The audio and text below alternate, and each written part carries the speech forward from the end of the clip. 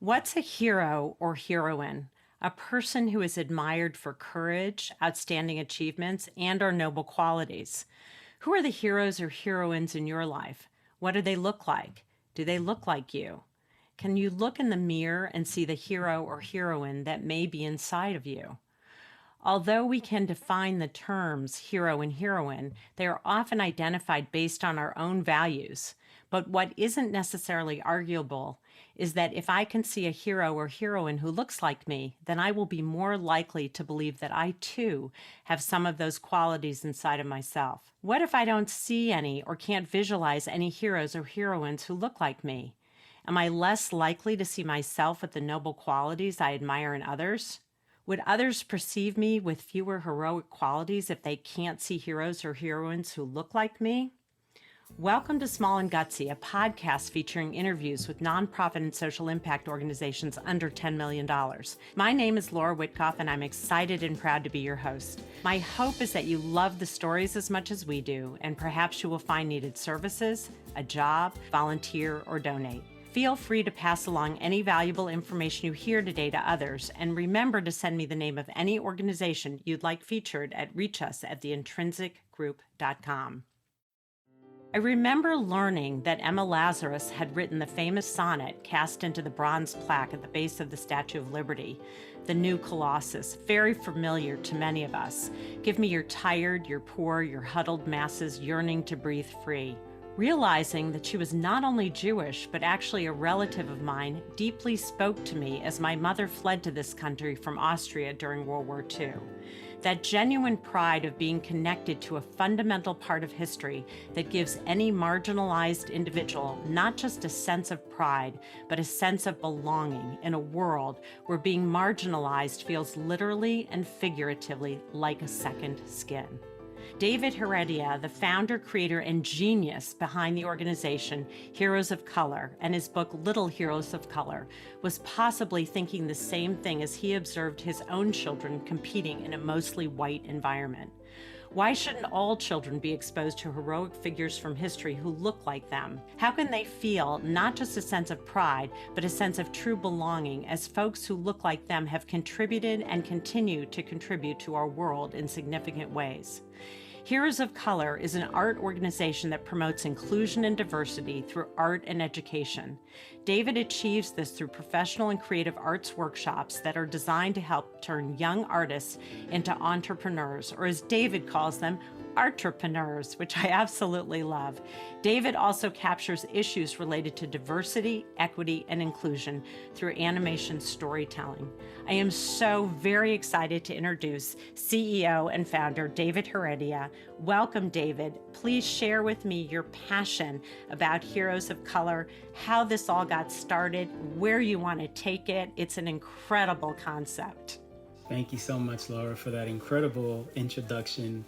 You know, like many things that I do, I think Heroes of Color was something that was born more out of frustration than anything else. Just to take it back a little bit, I've always worked with, multiculturalism and making sure that the work that I create reflects the society that I live in. But I didn't really take it seriously up until 1996. When I applied for a job at the Harlem YMCA. It was for an art coordinator position. Mm-hmm. And I remember it like it happened yesterday. I was sharing my portfolio with the director, and he's looking through, and in my mind, I'm thinking, I know I got this job. I know I nailed it because my portfolio is super tight. And his face was just straight, like didn't even smile. So I'm starting to get nervous. And then after he closes the book, he says, this is great work. This is really good work. He says, but I have one question for you. Why are every single one of your characters white? And I couldn't answer it. I could not answer it. And he mentioned to me, you have to understand the power that you have as a creator, as a content creator. Mm-hmm. And there are so many messages. There are so many stories that you can tell, but you can't tell them until you start to represent yourself. Like you're not even represented in your own work. Yeah. So I was like, oh my God, I felt embarrassed. I felt like, I just felt all kinds of different ways.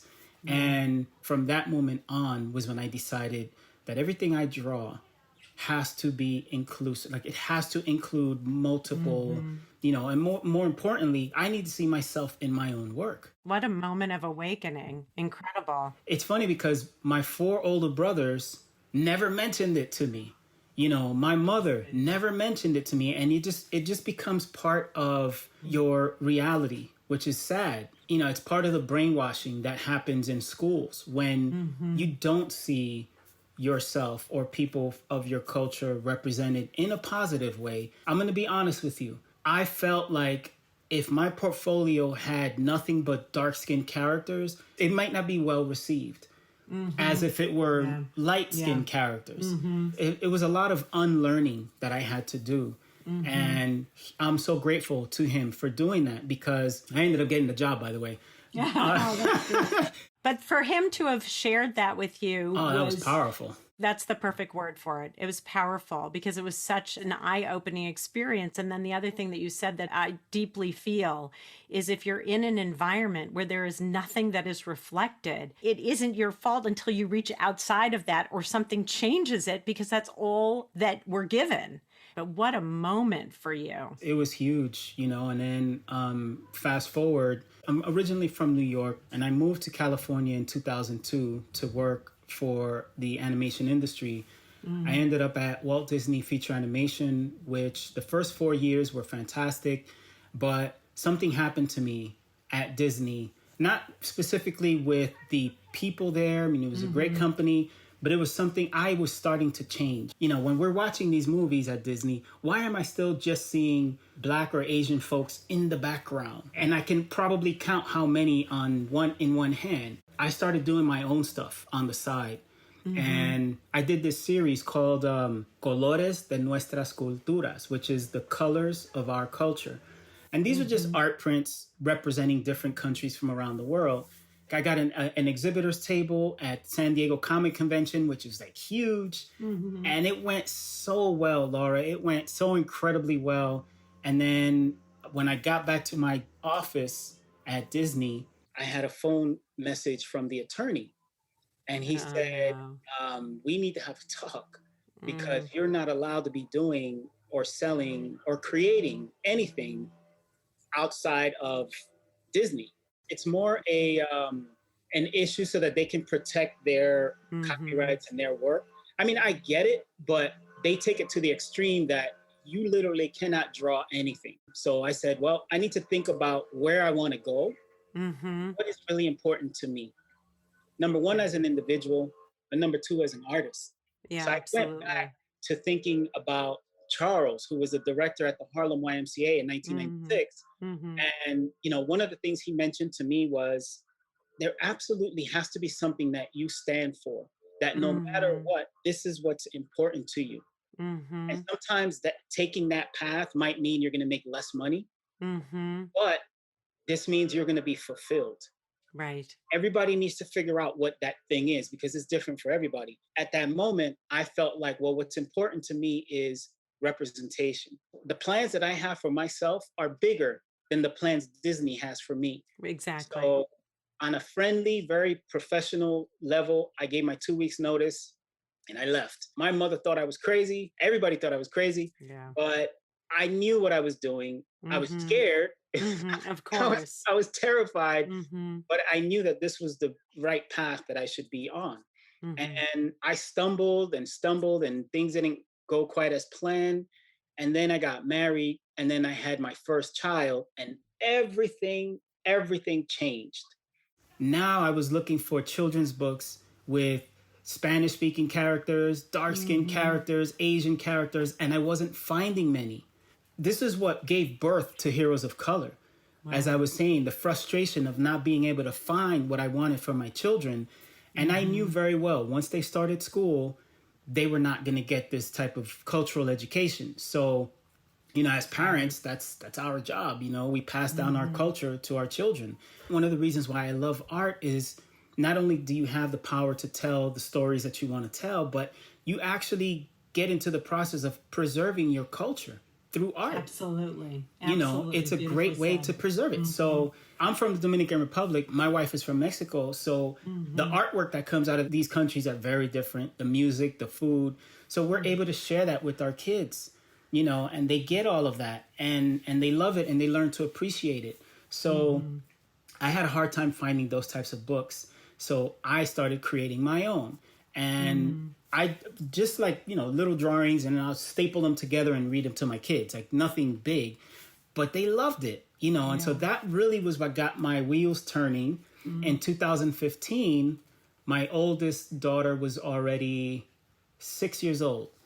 My son was, I believe, 5, and he started getting into my comic book collection. So we would look at comic books together.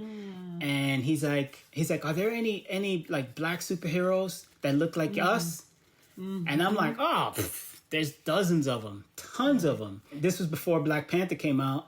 We couldn't find one guy on the cover or girl on the cover that was of color. And I was like, oh man.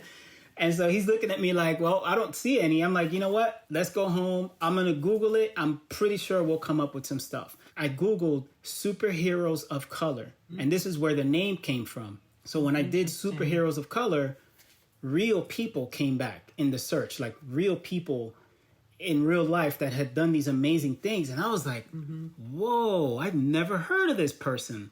And, you know, I always told my mother that there were 2 things that I wanted to be in life, an architect, or the other was a history teacher.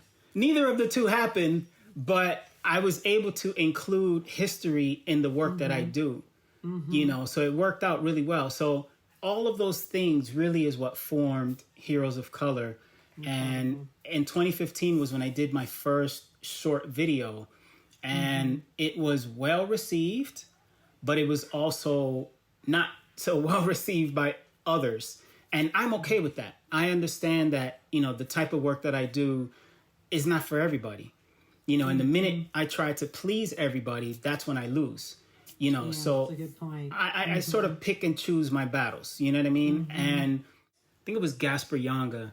That video ended up getting on this Spanish website called Remezcla, which is pretty big, but the reviews were very mixed, you know, and I started actually getting like hate mail, which I'd never received before. You know, my wife was like, do you really want to keep doing this type of stuff? I mean, you know, maybe you can just... Yeah, like just go get a job at a college and just be done with it. And I'm like, if I do that, I wouldn't be me. And what was the hate mail in reference to? Because it's like you're just celebrating a piece of history that exists. You're not making something up. I think what it is, Laura, is anytime somebody takes pride in their culture, other people feel insecure. Just by you taking pride in your culture doesn't mean that you don't like other cultures. Other cultures. That's such an important point. You know, if somebody tells me, hey, this is racist and this is horrible, why are you teaching hate? I welcome a conversation and I say, oh, you're entitled to that opinion, but please enlighten me and let me know what about this work makes you feel that it's racist and hateful. Like, share that with me so that I can have a better understanding about where this is coming from. 9 times out of 10, they're not able to really articulate where that is, like what that is. I know that I am specifically making these videos to, number one, inspire, to encourage, and to empower children to, number one, tell the stories they want to hear. Number 2, question their teachers. If there are some materials they're not learning, why aren't we learning about such and such group? I'd love to learn more about them. You know, if it's not part of the curriculum, recommend some books that I can pick up. You know what I mean? Like really make an effort to include all of us in the lesson plans. Something happened not too long ago. I'm sort of jumping the gun, but I have to bring this up. My youngest daughter, she's in the 2nd grade. They were giving an assignment called Meet the Masters. And it was a series to sort of highlight the master painters from back in the day, Michelangelo, Leonardo, all those great guys, right? I'm helping my daughter through these assignments. I'm thinking, geez, I haven't seen one person of color in this whole series. I raised the question to her teacher. I said, I'm just curious to know if you have outlined any painters of color in your series, because I don't see any. I can recommend a few. And she's like, you know, well, this is what the district gives us, and so we have to follow what the district gives us. I said, well, the district is giving you very specific information that will skew the perspective of what a master painter looks like. Absolutely. My daughter and my son are going to think that master painters are only European, and that's it. And I said, I, as a parent, have a problem with that. And I'm sure there maybe are some others who do too. So I'm going to go ahead and recommend a list for you to look at and, diversify your list a little bit. And I don't think she meant it this way to be like disrespectful, but she said, what makes you an expert in the field of, like diverse painters? Wow. I said, wow. You were just trying to give her a resource to take a look and have her do her own work. Exactly. So I said, well, to answer your question, number one, I'm an artist. And number two, I'm dedicated entirely to ensuring that children are exposed to themselves. I'm 43 years old and I'm looking at what my children are learning. They're learning exactly what I learned. Exactly. And that's a problem, So I didn't think much of it. So the teacher went and on her own, she bought my book. She started watching my videos. She spent some time on my website. And I was completely thrown back when one day my daughter comes running to me and she's like, Papi, come look. And I look at her computer screen. The teacher has my book up and she's talking to the kids about some of the heroes in the book. And then she goes, now we're going to go to a short clip and learn more about these heroes. So there's this little video series that I did, just 1 minute clips highlighting some of the characters in my book. And my oldest daughter narrates it. After she plays the video, she starts talking to them about it. And I'm like, oh my goodness. Never again am I going to believe a teacher when she says, I can't change the curriculum. I can't do anything about it. This is what we're given. She took it upon herself to take 5 minutes out of her day to make sure this was included. Every month since, she's shown at least 3 videos and is highlighting different characters in the book. I'm like, this is amazing. You have really changed not only that one teacher's perspective, but all the kids in her class. You never know the impact that you're going to have when one person takes it upon themselves. But I have to go back to something you said before. I actually think you satisfied your dream of becoming an architect and a history teacher. It really is a combination. It wasn't the first time that something like this had happened. The first time this happened was with my oldest daughter, when she was given an assignment to highlight an American hero. And very similar situation. They were all, white people on the list. And she raised her hand and said that she wanted to do somebody of color because she didn't see one on the list. Now, you have to understand where that came from. That comes from whenever I'm doing my work, my Heroes of Color work, the videos, my kids are always around me. Of course. So they're watching what I'm doing. And that in itself has shaped the work that I do because I want to make sure that they can see it and learn from it. That wasn't the amazing part. The amazing part was that after she said that, half of the classroom said, well, hey, I want to do somebody from the Philippines. I'm from the Philippines. So it just sparked off this thing where now, the teacher was forced to allow students to pick their own heroes. So that's the type of impact that I know this work has in the classroom, and then they take that conversation home. Absolutely. And now their parents have to talk about this, wow, that's great. Your teacher's allowing you to do a character from the Philippines, and they get all this sense of pride. So it's bigger than me. You know what I mean? It's not something that I anticipated. I started it solely for the purpose of making sure my kids grow up with a broader spectrum of who are heroes, and in doing so, I think other people have sort of, I guess, woken up to the reality that maybe our history was a one-sided story in school. We weren't really taught the full, both sides of the story. I have to be reminded every now and again that it's okay to put this type of work out there because there are so many people who want to highlight the negative and want to, tear you down and just make you feel like you're doing something wrong. And I won't lie to you. I mean, there are moments where I feel like a little bit of doubt. but then I'm reminded of stories of things that happened with my children, and how they stood up for themselves or how they stood up for somebody else in a similar situation. And that makes me feel like this is the right path. This is where I should be going.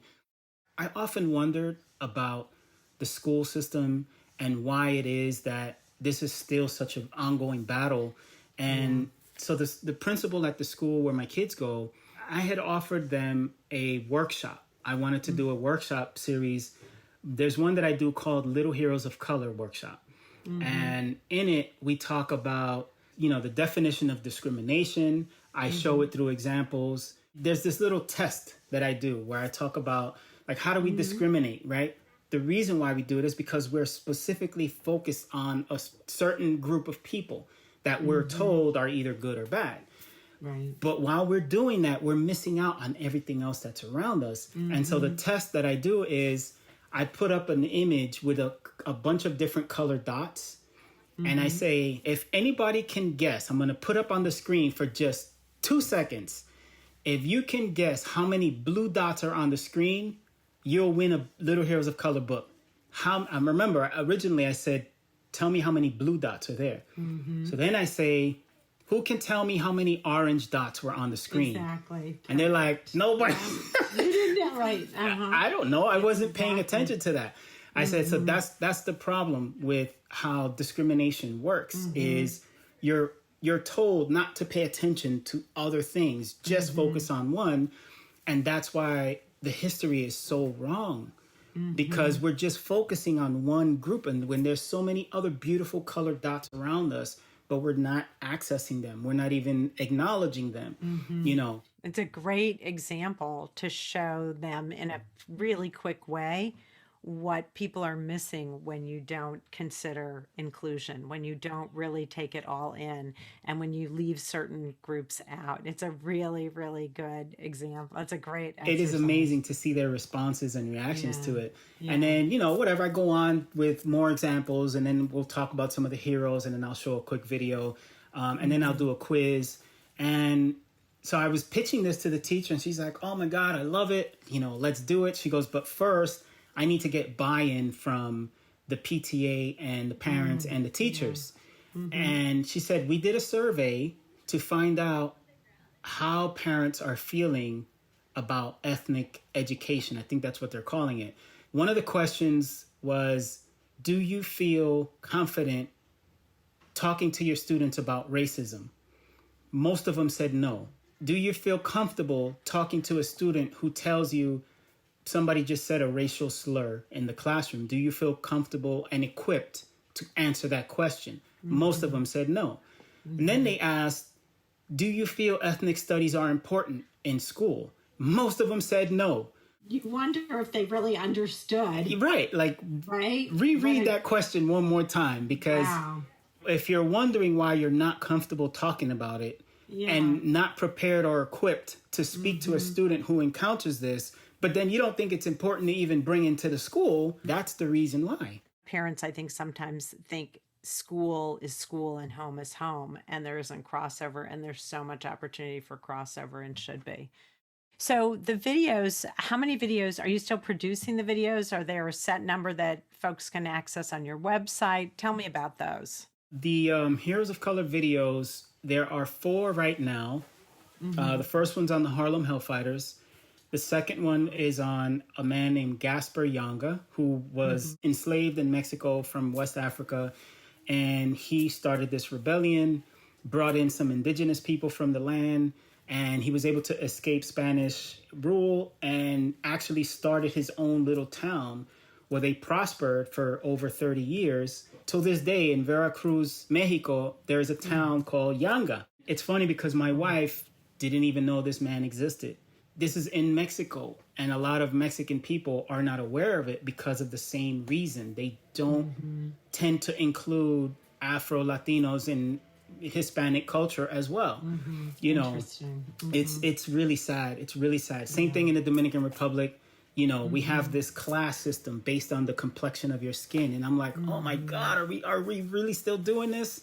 And then so the third video was on a social worker from New York. Love it. Her name was Dr. Antonia Pantoja, and she came from Puerto Rico, and she started a nonprofit which was designed to help Spanish-speaking students who couldn't speak English. They basically took the Board of Education to court, sued them, and won.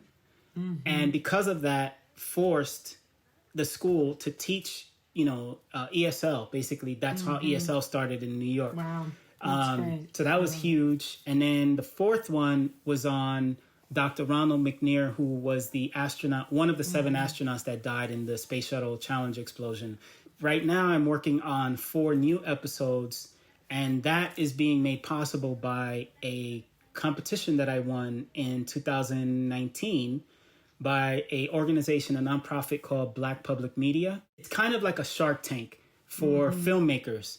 And you have to get up on stage and pitch your product and ask for the money and, hope that you wow the audience. I wanted to make sure that I put the audience on my side, like quickly. So anytime you're pitching, there are a couple of things that you always want to keep in mind. Number one is we are emotional people. We make decisions based on emotion. Absolutely. So if I can get the audience emotional, doesn't have to be sad, it could be happy, quickly, then I'm in good shape. So the guy that came up before me, he had this, oh my goodness, the most emotional piece in the world. He had half the audience crying. The judges were crying. I was like, there's no way in the world I'm going to top this, because you got the judges crying, they're on your side. So I get up and I open with a joke. And I opened with the first thing out my mouth is a joke, and half the room roared with laughter. I mean, it wasn't that funny, but I think the timing was perfect. They needed it. It was the opposite of the tears. They needed exactly. Right? Different kind of release. Good for you for even knowing that. It was, well, I didn't. I just like, you know what? I have to try something. I did that, and they all laughed, and then I made my introduction. They're like, okay, now the judges, who's going to go first? And the first one's like, I loved it. I love everything about it. When are you going to start working on the series? And the second one's like, hey, my mother was a school teacher in Santa Clarita. I'd love to share this with her. And then the third one's like, I want my kids to read your book. I was like, oh my God. PBS was very impressed with the project. The deal is basically once we have the 8, then they want to talk about, putting it on PBS and figuring out a way to monetize it. So the first 4 that I have are available online. The next 4 that I do will not be available online because I need to keep that level of exclusivity for PBS so that, hey, you want to see it? Come to PBS, that type of thing. No, I think it's great. And I think they're a perfect medium to host it. I mean, they're just great. My kids grew up on, Arthur, and there's always a lesson in there somewhere. And this is where kids identify with these characters. And when they can start seeing heroes who look like them, what a gift for that child.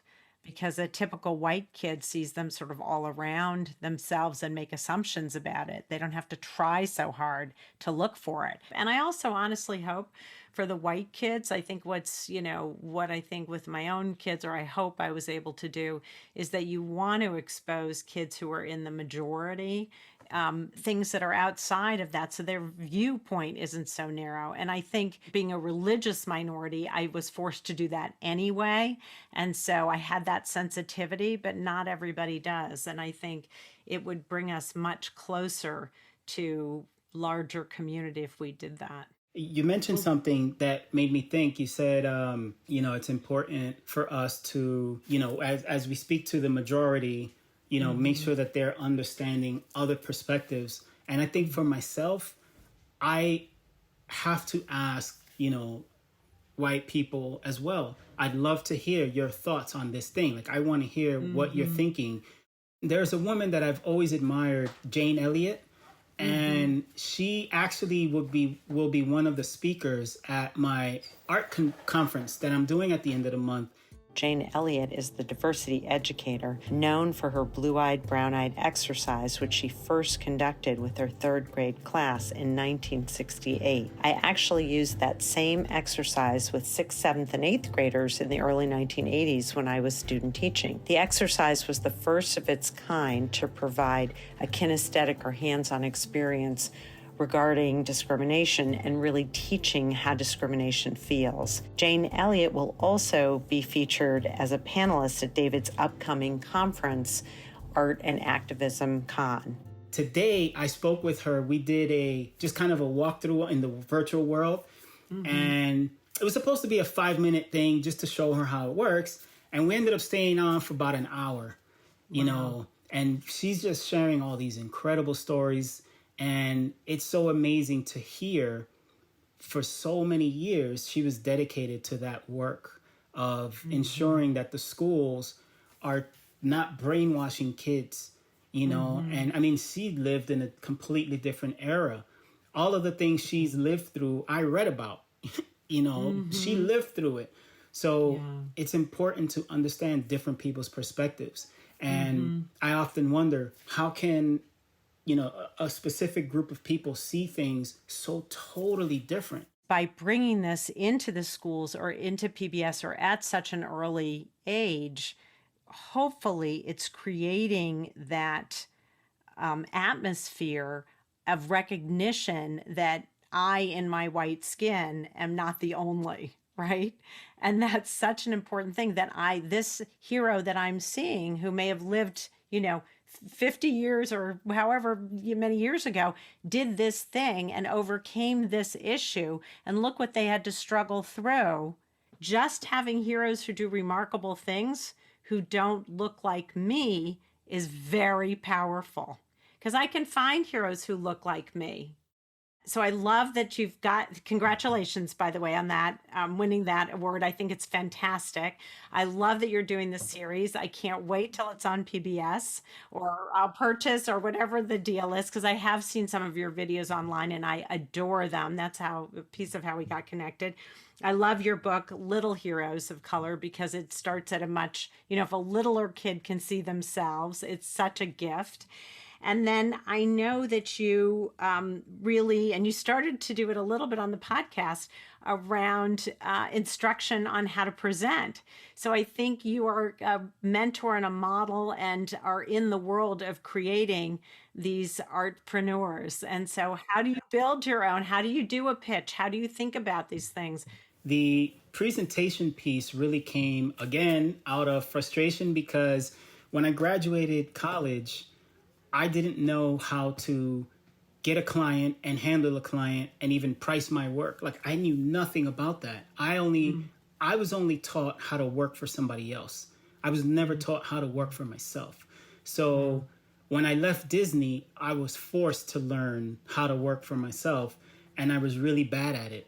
You know, it was so bad that I ended up needing to get a full-time job 4 months after, because it just wasn't working, you know. And while I was at that job, I was just the worst employee you could think of. That was me.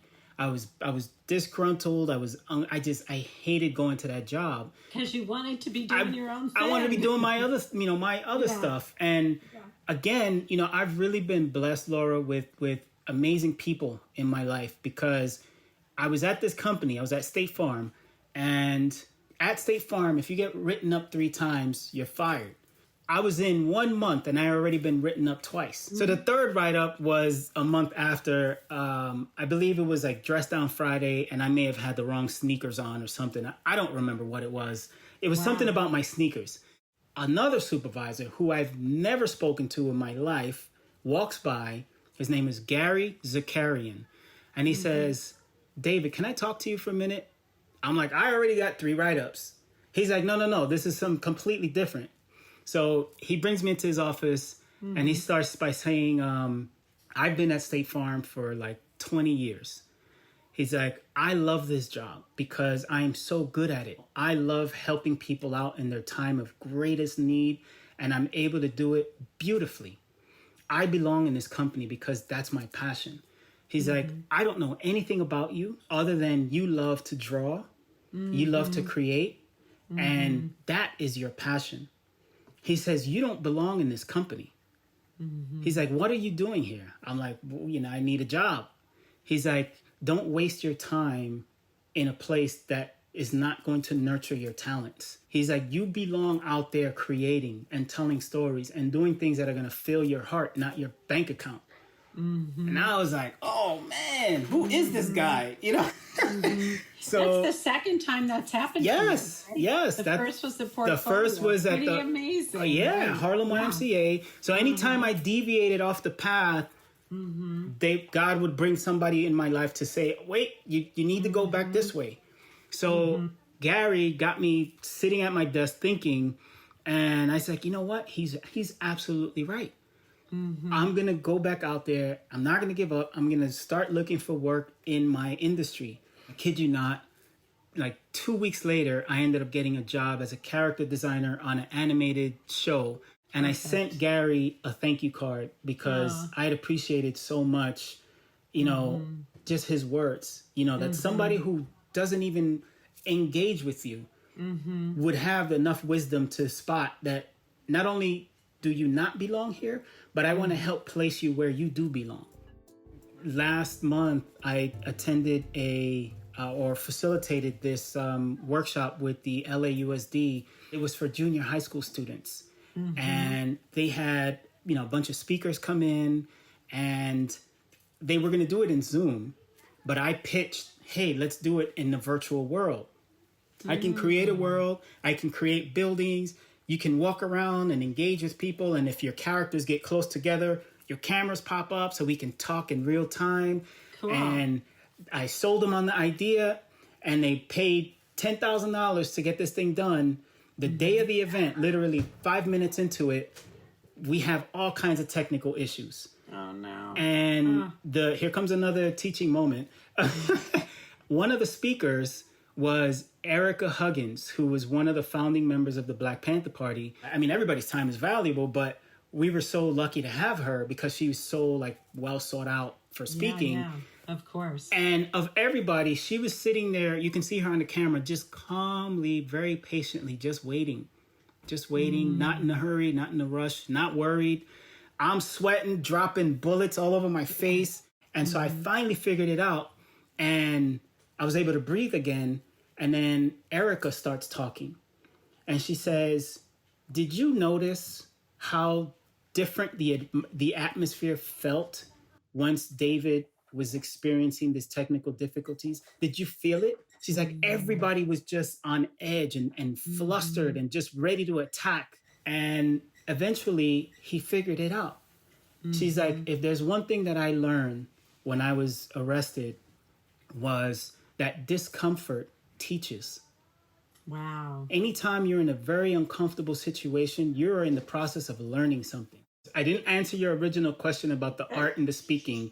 I went off, but that all came about because I wanted to learn how to manage my business. And once I started to get a better understanding of it, I wanted to help other art students figure that out. So I started offering these workshops at community colleges. And the workshop series was called the Business of Freelancing. It was a series of about 4 different workshops. And I taught it at Cal Arts, the School of Visual Arts in New York, so many different community colleges and universities. And it just blossomed into other things, where in, I believe it was 2018, I decided to start a program called Junior Entrepreneurs.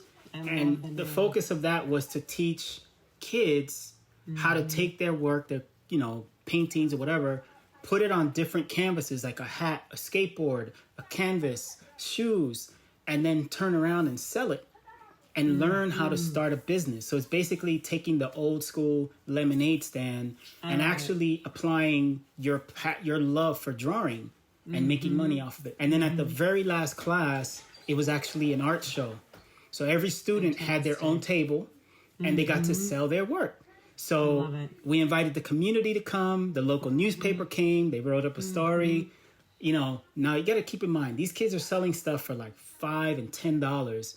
And they were selling over $200-300 worth of stuff. You're teaching them the fundamentals of not only using their creative talent, but applying it in some ways in a commercial way, right? But in a positive way to say, how can you get the biggest bang out of your buck for doing this? So can you apply it on here? Can you put on shoes? Can you put on whatever it is? And I think those are incredibly valuable lessons, not to mention putting a table out and being proud of your work, whether someone buys it or not, because that's a valuable lesson too.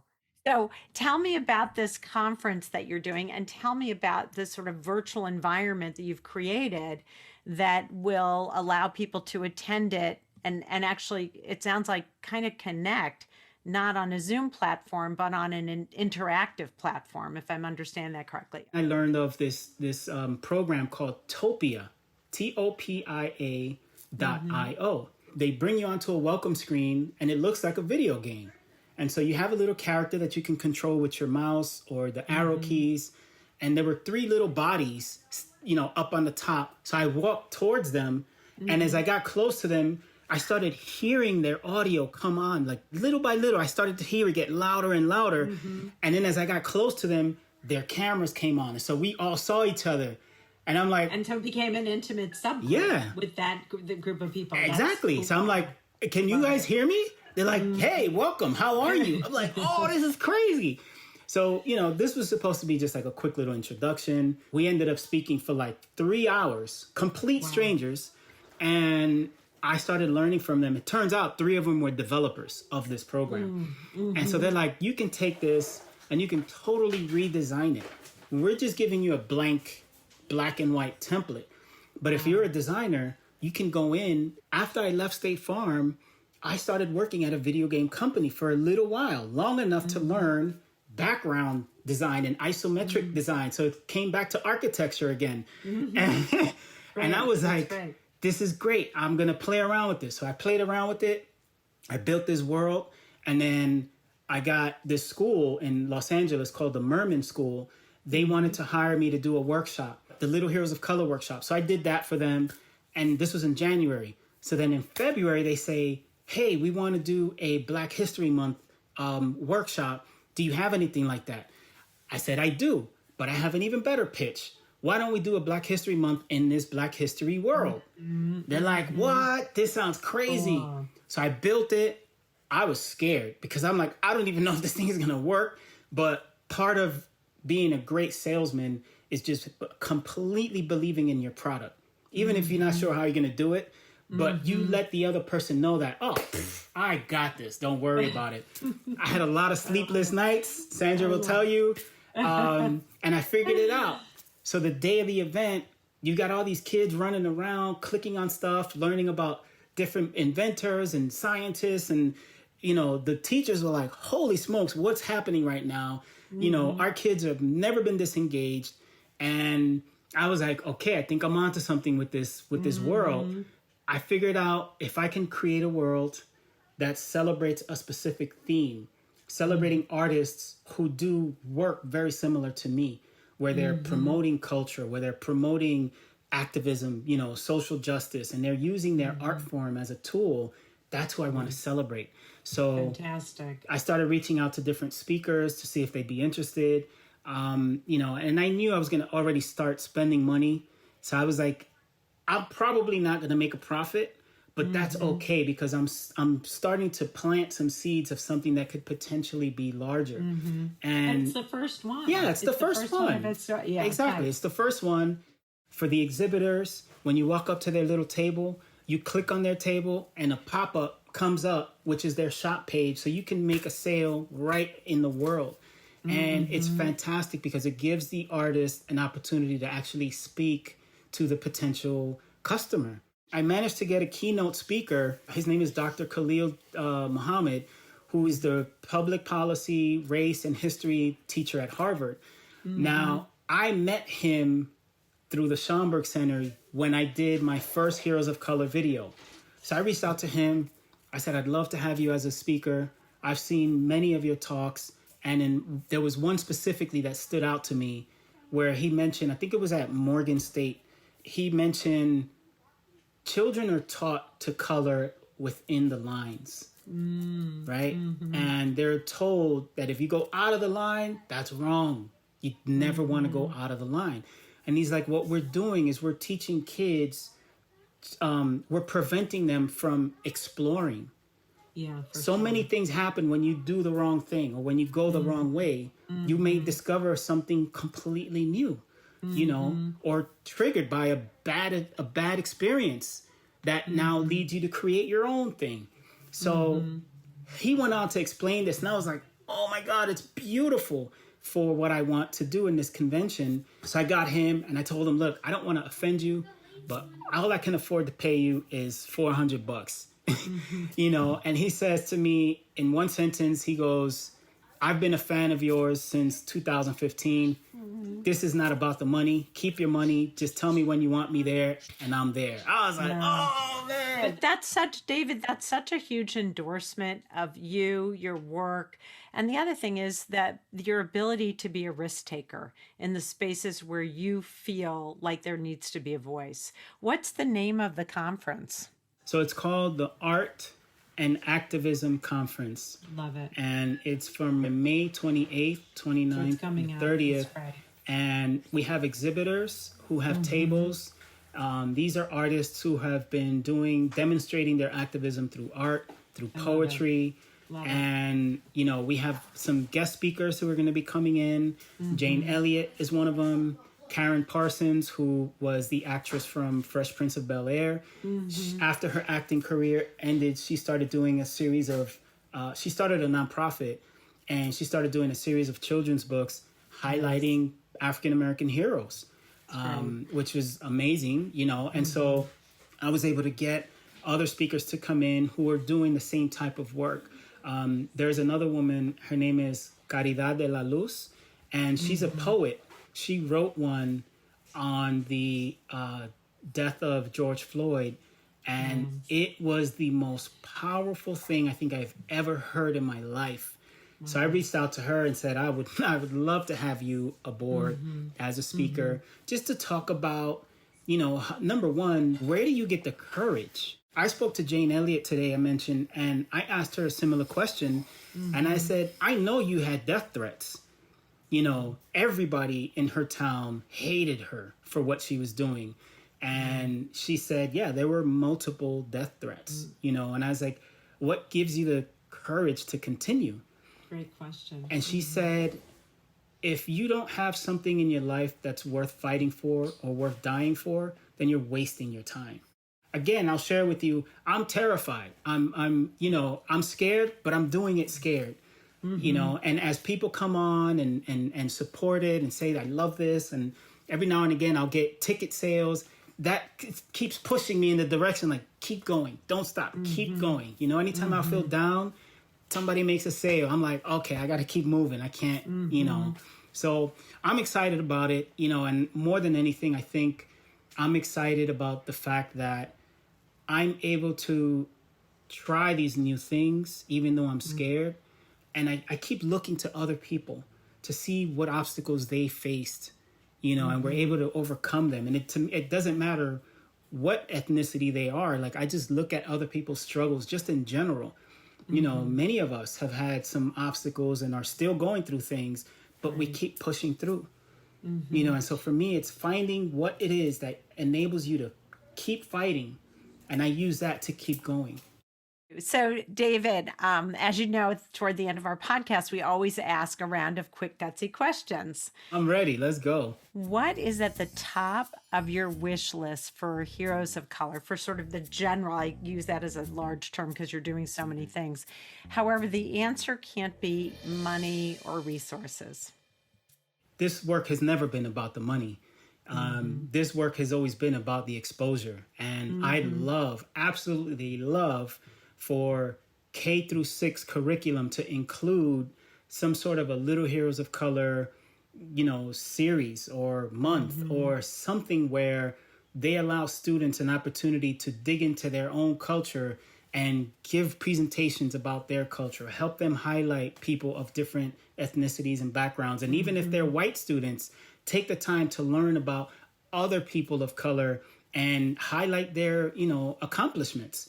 Absolutely. Bring it out in the forefront. Like, let's be vocal about having these types of conversations, and let's start at a younger age group. So Heroes of Color really is an opportunity to open up discussions where people have been either uncomfortable or afraid to do so. So that is my big picture, is that this is in schools, all states, and eventually, we get to a point where we don't need to say diversity and inclusion anymore. We don't need to have, head of diversity at Disney, head of diversity at somewhere else. Like, it should be the norm. If you were to think of a song that describes Heroes of Color, what would it be? It's a fun one. I think of Marvin Gaye, What's Going On, just because he asks so many questions about what's happening in society and how we've just become so complacent with accepting the lies that are given to us and the struggles that, we're forced to sort of endure. Is not so much just the words of the song, but the struggle that he went through to even have that song recorded. His record label wanted nothing to do with it. They told him, look, we're not going to bring any musicians. You do it yourself. We're not paying for this, because it was so controversial at the time for him to do this type of song. I go to his values. I look at what his values were as an artist. And that is why I thought of that song first. I mean, it takes a lot of courage to do something like that and potentially ruin your career based on your morals. He's another hero of color. Oh, absolutely. What makes Heroes of Color gutsy? You're definitely gutsy. What do you think makes Heroes of Color gutsy? I'm able to evoke so many emotions on both sides of the spectrum. I'm able to make people proud and happy. I'm also able to make people angry and hateful. And it's amazing that some people would rather avoid talking about the work that I'm doing to prevent them from feeling uncomfortable about a bias or an insecurity that they may have. Share a really super quick story with you. When I was at a PTA meeting with my kids in my kids' school, they mentioned they were going to stop using Scholastic because they wanted to try a different vendor. And this was before Little Heroes came out. I said, listen, at least wait 1 year before you switch vendors. They're like, why? I said, well, because I'm publishing a book with Scholastic and it's coming out next year. So everybody was like, oh, that's great. That's fantastic. I got all this love. They're like, what's the name of the book? I said, it's called Little Heroes of Color. And it's celebrating people who have accomplished amazing things. People of color from different ethnic groups. Complete silence. You could hear a pin drop. Oh. And the following words were, on to the new business. Couldn't even take it in. They couldn't take it. So things like that, I feel, is what makes this gutsy work, because Absolutely. you either love it or you hate it. And I don't know why that is, but that's where we are. You're moving forward, and hopefully people will get on the train, because the train is moving. Jump on board or step aside. Yeah, or step aside. I like that too. So what is something that outsiders, or maybe even a few insiders, don't know about Heroes of Color? Insiders may not realize that with all of the heroes that I pick, I try to connect, or at least have some sort of pick a common ground with them. Like, there's something that they did that I can relate to. Yeah, it speaks because to you. It's easier for me to tell their story if I can relate to it. But I understand that that's not the best way to tell stories, because we're not going to relate to everybody, but we can still learn from situations. But even if you talk to me about the Holocaust, and I can't say that I can understand what that must have felt like, but I understand what it feels like to be scared. I understand what it feels like to take a risk. There's different levels of that. But just to know that this is a crossroads in my life. I need to either make this choice, do this thing, and this might happen, or stay here and I know exactly what's going to happen. So I'm going to take that risk. If I can't relate to their story directly, I want to make sure that I am inspired by their story. And that helps me pick a hero. Oftentimes I try to do the same thing. when I introduce my podcast to my guest, because I don't know your organization, but I really try to get to a place that it's relatable, because I think what you're doing should be relatable for all of us. If you could get one celebrity or influencer to endorse or talk about your organization, who would it be? Do you know Henry Louis Gates? Oh, sure, of course. So he saw my work, the Harlem Hellfighters, on Twitter, and he retweeted it and mentioned it twice. And I thought that was pretty awesome. That is awesome. Because he is a historian. So I can't think of any celebrities. I mean, he, I guess, could be considered a celebrity. I think he'd be considered one, yeah. But I'd love to be able to, like, actually have a sit down with him and have him talk, like, interview about Heroes of Color, the impact that I hope it makes, and introduce it to his audience, because he does stuff for PBS. So PBS, back at the PBS family, I feel like that would be the ultimate endorsement for me, because it's in the realm of history and it's targeting my group. So Henry Louis Gates Jr. Yeah, I love it. And we'll tweet, when this podcast comes out, we'll tweet him and we'll see what happens. As you further build your relationship with PBS, I'm hoping that will happen. What a great thing. What's the best way for folks to reach you? And how can people sign up for this conference? So is it in the same place or a different place? Heroesofcolor.com, HEROES of color.com. The minute you log in, there's going to be a big old banner saying the Art and Activism Conference. Click on it and you'll either come in as an attendee or an exhibitor if you want to exhibit your work. And you can contact me there. There's a contact me button. I'm mostly on LinkedIn and Instagram. My LinkedIn is, I think it's just David Herredia, Heredia. And on Instagram, it's _Heroes of Color. I can't tell you how enjoyable this conversation was and how much I learned and what I took in from you today. Thank you for being part of Small and Gutsy.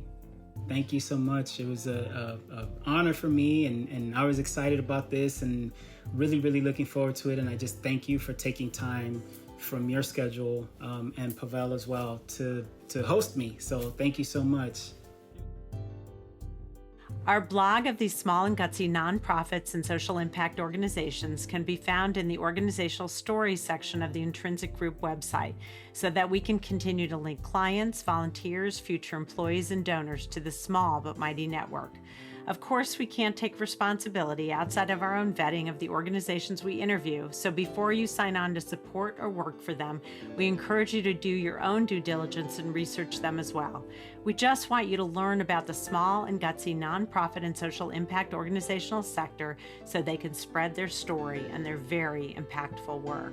I want to thank my partners in this endeavor, the Intrinsic Group, a management consulting firm specializing in guiding organizations to leverage talent, optimize processes, and to ensure the organization's narrative is aligned with their culture. The volunteers, my co-producer, sound engineer, and composer, the amazing Pavel Franson, my exceptionally talented graphic designer, Nate Addy, my social work intern extraordinaire, Stephanie Tran. Please check out their bios on the Intrinsic website, and all the folks, friends, and family who have guided and inspired me. And thank you for listening. If you like this podcast, please share it with your friends, give us some stars, and write a review on wherever you listen to podcasts. And if you're interested in sponsoring Small and Gutsy to keep it going, please reach out to me at reachus@theintrinsicgroup.com or buy us a coffee at www.buymeacoffee.com/small-and-gutsy. So as you all know, we've started since our 10th episode to give shout outs to all of you who are giving a shout out to us. So here we go. Ted at the Tour Podcast said, "It's about time we have a podcast like Small and Gutsy." Thanks, Ted. We feel the same way, and we want to keep it going. From Small and Gutsy to Big with Impact, I'm Laura Witkoff, and thanks for listening.